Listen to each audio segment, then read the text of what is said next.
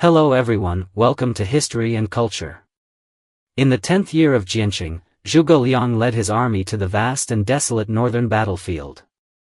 There, he temporarily halted his advance, not only to train his soldiers but also to teach the military and civilians how to cultivate the land. With ingenuity, Zhuge Liang invented the wooden ox and flowing horse to transport provisions. At the same time, he rigorously trained his troops, making full preparations for the next northern expedition.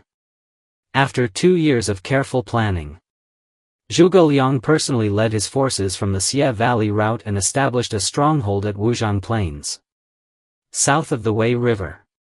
He also sent envoys to eastern Wu, hoping to ally with Sichuan in a joint effort against the powerful state of Wei.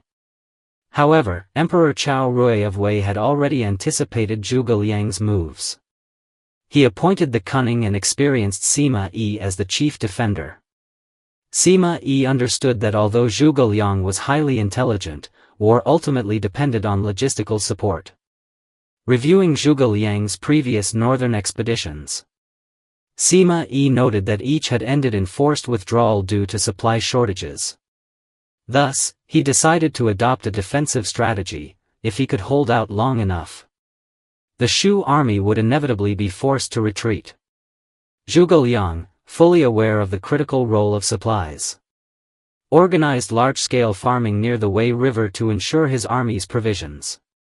The two forces stood across the river from each other, like two fierce tigers locked in a deadly stare, each waiting for the other to expose a weakness. At this moment, Sichuan of eastern Wu saw an opportunity and personally led 100,000 troops north to attack Wei, aiming to divert Wei's forces. However, he was met with a direct counterattack from Emperor Qiao Rui himself.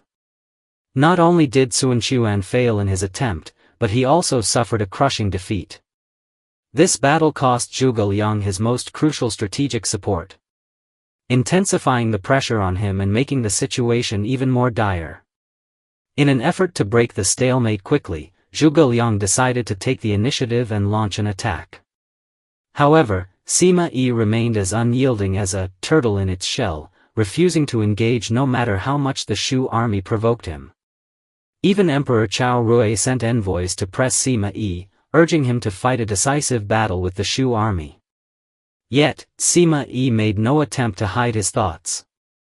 He told the envoy bluntly, "Zhuge Kongming eats little but works endlessly, how can he last long?" In other words, Sima Yi believed that Zhuge Liang's relentless workload and irregular eating habits were severely draining his health.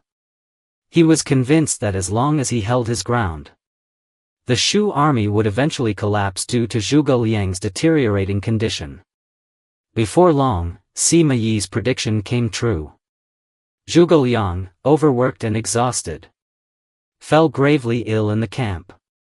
Realizing that his end was near, Zhuge Liang, in his final moments, lit 49 lamps.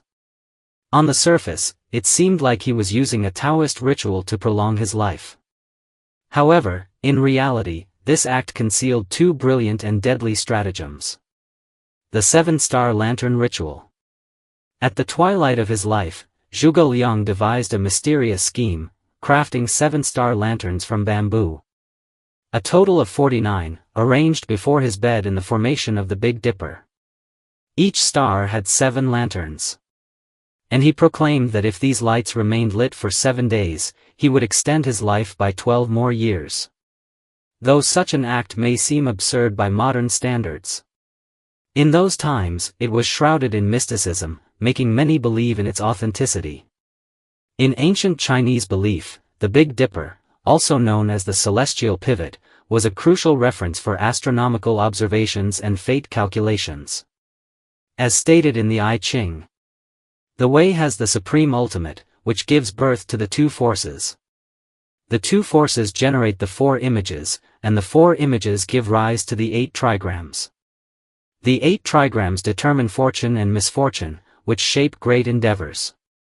Within the 8 trigrams lie 64 hexagrams, 49 of which represent change, implying that fate is not fixed but can be altered. The 49 lanterns Zhuge Liang lit corresponded to these transformative hexagrams, symbolizing his attempt to defy destiny. During this period, the confrontation between Shu Han and Cao Wei fell into a temporary lull, as all eyes were fixed on Zhuge Liang's fate. Surprisingly, the one most anxious was not Sima Yi but the Shu general Wei Yan. Perhaps Wei Yan grasped the profundity of this ritual. Or maybe he feared that if Zhuge Liang succeeded, it would reshape the power balance of the three kingdoms. Wei Yan's struggles and ambitions. Historical records depict Wei Yan as a formidable general, feared across the three kingdoms.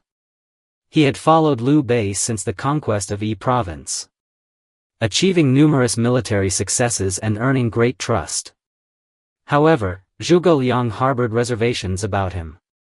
After Liu Bei's passing, these doubts only intensified. Wei Yan's passion for the northern expeditions burned fiercely. He longed to lead tens of thousands of troops independently, breaking away from Zhuge Liang's command to seize Hanzhong and ultimately march toward Tong Pass.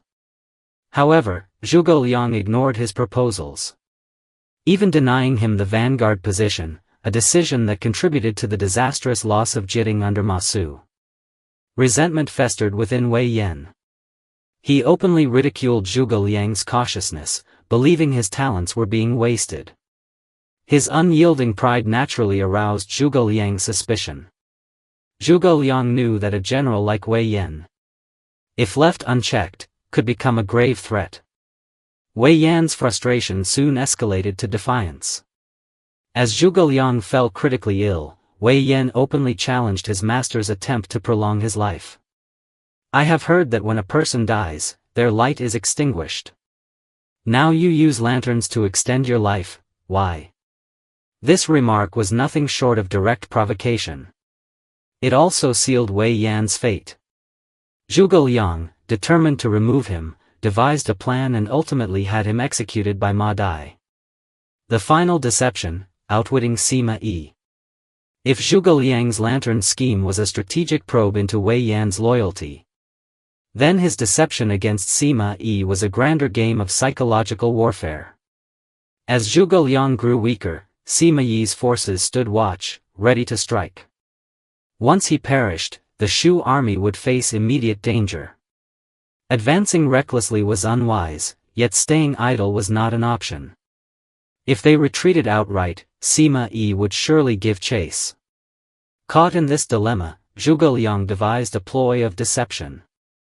Sima Yi, known for his deep cunning and extreme caution, was a man of paranoia.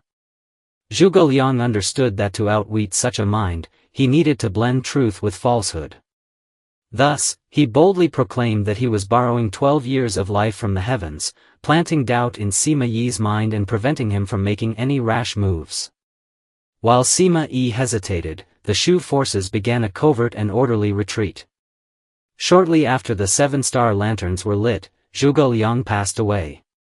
However, he had already arranged everything meticulously. To prevent panic within the army, his death was kept a secret. Under Jiang Wei's command, the Shu army steadily withdrew. A final ruse was set in motion, when Sima Yi's forces pursued. The Shu army suddenly revealed a wooden figure resembling Zhuge Liang. From afar, Sima Yi mistook it for the living Zhuge Liang and, fearing an ambush, immediately ordered a retreat. By the time Shu forces had safely reached Xie Valley, Jiang Wei finally announced Zhuge Liang's death. Sima Yi, realizing he had been deceived, regretted his hesitation, but it was too late. A ruthless game of strategy. Historians have remarked that Zhuge Liang's lantern scheme demonstrated his unparalleled strategic precision and ruthless pragmatism, particularly in dealing with Wei Yan.